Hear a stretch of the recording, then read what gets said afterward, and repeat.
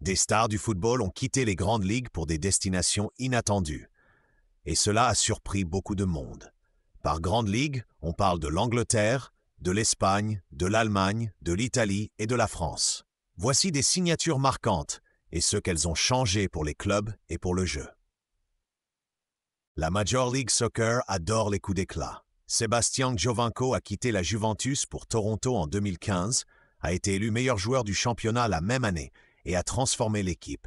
Lionel Messi a rejoint l'Inter Miami en 2023, a remporté la Leagues Cup et a terminé meilleur buteur de la compétition. Le Japon a attiré des champions du monde.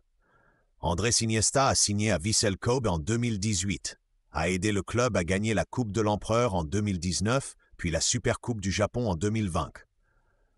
Fernando Torres a choisi Sagan Tosu en 2018 et y a terminé sa carrière. Preuve que la J-League sait séduire des noms immenses.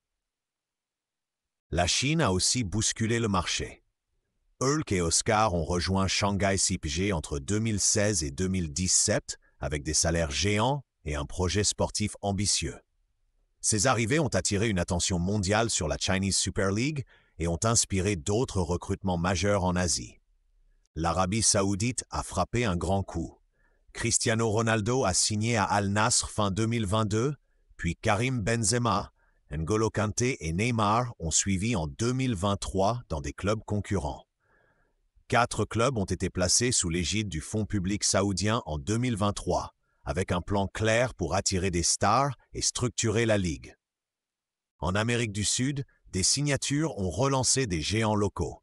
Luis Suarez a rejoint Grêmio fin 2022, a brillé toute la saison 2023 et a été élu meilleur joueur du championnat du Brésil.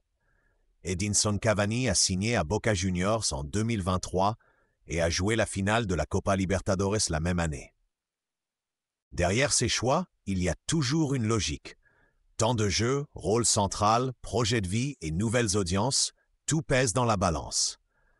Pour les supporters, ces signatures ouvrent des horizons et elles prouvent que le grand football ne se joue plus seulement dans 5 pays.